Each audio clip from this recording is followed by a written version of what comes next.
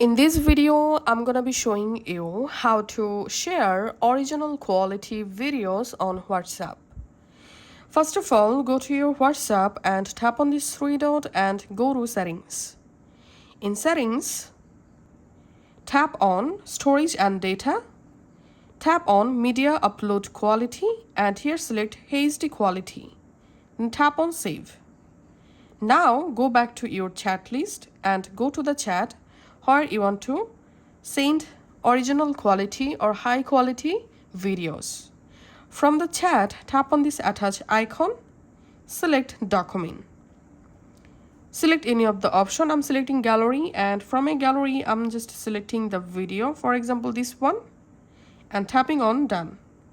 So go ahead and send the video as a document.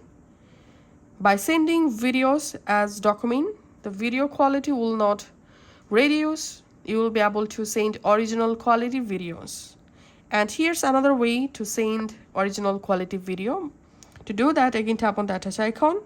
This time select gallery, and here you have to turn on HD quality, and then just select the video and send the video as HD quality. Thanks for watching.